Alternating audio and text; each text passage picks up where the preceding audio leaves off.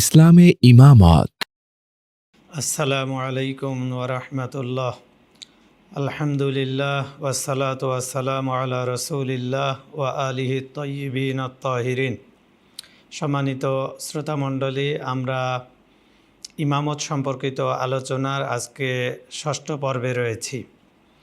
পবিত্র কোরআনে কারিমে আল্লাহ পাক রব্বুল আলামিন ইরশাদ করছেন, আল ইয়াউমা ইয়াইসাল্লাযীনা কাফারু মিন দীনিকুম ফালা তাখশাউহুম ওয়াখশাউনি আল ইয়াউমা আকমালতু লাকুম দীনাকুম ওয়া আতমামতু আলাইকুম নি'মাতি ওয়া রাদিতু লাকুমুল ইসলামা দীনা। সূরা মায়েদা ৩ নম্বর আয়াত। এই আয়াতে বিশ্বনবী হজরত মোহাম্মদ মুস্তাফা সাল্লাল্লাহু আলাইহি ওয়া আলিহি ওয়াসাল্লাম যখন বিদায় হজ পালন করেন এবং বিদায় হজ শেষে তিনি যখন গাদির খুমে যান, তখন এই আয়াতটি অবতীর্ণ হয়। অবশ্য আয়াতটি সম্পর্কে দুটি মত রয়েছে, যে এই আয়াত আরাফার ময়দানে অবতীর্ণ হয়েছে, আর একটি মত হচ্ছে এই আয়াত হজের পরে গাদিরে খুমে অবতীর্ণ হয়েছে। আর একটি মত হচ্ছে একই আয়াত দুই জায়গাতেই জিব্রাইল বিশ্বনবী মুহাম্মাদুর রাসূলুল্লাহ সাল্লাল্লাহু আলাইহি ওয়া আলিহি ওয়াসাল্লামের নিকট নিয়ে এসেছেন এবং আল্লাহ রাসূলকে এই আয়াতের খবর দিয়েছেন। এই আয়াতে যে বিষয়টি আমাদের লক্ষণীয় তা হচ্ছে, এখানে বলা হচ্ছে আল ইয়াউমা ইয়াইসাল্লাযীনা কাফারু মিন দীনিকুম। হে রাসূল, আজকে কাফেরেরা আপনার দিন থেকে নিরাশ হয়ে গেছে। ফালা তাখশাউহুম ওয়াখশাউনি, বলা হচ্ছে হে রাসূল, তুমি কাফেরদেরকে ভয় পেও না, আমাকে ভয় পাও, আমার দিকে মনোনিবেশ করো। আল ইয়াউমা আকমালতু লাকুম দীনাকুম, আজকে দিন পরিপূর্ণ হয়ে গেছে। ওয়া আতমামতু আলাইকুম নি'মাতি ওয়া রাদিতু লাকুমুল ইসলামা দীনা, আর নিয়ামত পরিপূর্ণ হয়ে গেছে, আমি এই দিন ইসলামকে পরিপূর্ণ দিন হিসেবে গ্রহণ করেছি, সর্বশেষ দিন, পরিপূর্ণ দিন এবং আমার নিকট সবচেয়ে পছন্দনীয় দিন। এখন এখানে যে বিষয়টি লক্ষণীয় তা হচ্ছে, রাসূল কি থেকে ভয় পাচ্ছিলেন এবং যে ফালা তাখশাউহুম ওয়াখশাউনি বলা হচ্ছে যে হে রাসূল, তুমি তাদেরকে ভয় পেও না, আমাকে ভয় পাও। আল ইয়াউমা ইয়াইসাল্লাযীনা কাফারু মিন দীনিকুম, আজকে তোমাদের দিন থেকে কাফেরেরা নিরাশ হয়ে গেছে। এই বিষয়গুলো আমাদের নিকট স্পষ্ট হওয়ার জন্য আয়াতটির শানে নজুল জানা অত্যন্ত জরুরি। দেখি আমরা যে কোন প্রেক্ষাপটে এই আয়াতটি অবতীর্ণ হয়েছে। একটি প্রেক্ষাপট হচ্ছে বিশ্বনবী মুহাম্মাদুর রাসূলুল্লাহ সাল্লাল্লাহু আলাইহি ওয়া আলিহি ওয়াসাল্লাম হজ্জে গমনের আগে মক্কা, মদিনা, ইয়ামান, ইরাক সহ বিভিন্ন এলাকায় তিনি পয়গাম পৌঁছিয়ে দেন মানুষের নিকট, যে এই বছর আমি হজে যাব, আমার সাহাবাগণ যে যেখানেই থাকুক না কেন সকলেই যেন তাদের হজের ইস্তেতাআত বা হজের শর্ত যদি থাকে তাহলে তারা সকলেই যেন এই হজে অংশগ্রহণ করে, অর্থাৎ সকলেই যেন চেষ্টা করে যাতে এই হজে অংশগ্রহণ করতে পারে। বিভিন্ন এলাকা থেকে ওই ইতিহাসের বর্ণনা এসেছে যে হাজিগণ হাজার হাজার হাজিরা এসে মদিনার চারপাশে এসে তাঁবু স্থাপন করেছিল, যে কখন আল্লাহ রাসূল হজে গমনের জন্য রওনা করবেন, আমরাও রাসূলের সাথে হজে মক্কার উদ্দেশ্যে রওনা করব। যা হোক, আল্লাহ রাসূল লক্ষাধিক সাহাবাসহ মক্কায় হজ পালন করলেন। হজ পালনের শেষে তিনি নির্দেশ দিলেন যে যত হাজি এই হজে অংশগ্রহণ করেছে তারা সকলেই যেন আমার সাথে মক্কা থেকে বের হয়ে আসে। এমনকি যারা মক্কার স্থানীয় লোক তারাও যাতে আমার সাথে বের হয়ে আসে। আল্লাহ রাসূলের ঘোষণা অনুযায়ী লক্ষাধিক সাহাবা, লক্ষাধিক হাজি রাসূলের সঙ্গে বের হয়ে পড়লেন মদিনার পথে।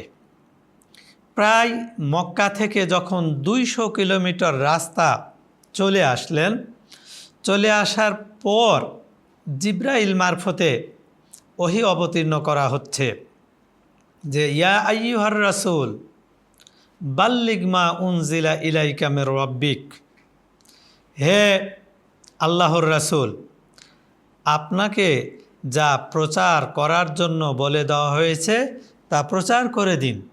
ওয়া ইল্লাম তাফআল ফামা বাল্লাগতা রিসালাতা, আর যদি আপনি আল্লাহর এই নির্দেশ পৌঁছে না দেন তাহলে আপনার রিসালাতের কিছুই যেন প্রচার করা হলো না। ওয়াল্লাহু ইয়াসিমুকা মিনান নাস, আল্লাহ পাক রব্বুল আলামিন মানুষের ক্ষতি থেকে আপনাকে রক্ষা করবেন। ইন্নাল্লাহা লা ইয়াহদিল কওমাল কাফিরিন, আল্লাহ কোনো কাফের জনপদকে, কাফের জনবসতিকে হেদায়েত করবেন না। তাহলে বোঝা যায় যে এই আয়াতেও আমরা দেখতে পাই যে বলা হচ্ছে আল্লাহু ইয়াসিমুকা মিনান নাস, আল্লাহ মানুষের ক্ষতি থেকে আপনাকে রক্ষা করবেন। এই আয়াতে বলা হচ্ছে আল ইয়াউমা ইয়াইসাল্লাযীনা কাফারু মিন দীনিকুম, এখানে আয়াতটি অবতীর্ণ হয় কাদিরে খুমে, যে আজকে কাফেরেরা নিরাশ হয়ে গেছে।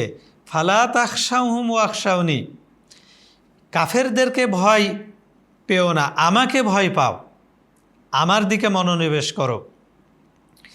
এরপরে বলা হচ্ছে আল ইয়াউমা আকমালতু লাকুম দীনাকুম, আজকে দিন পরিপূর্ণ করা হলো।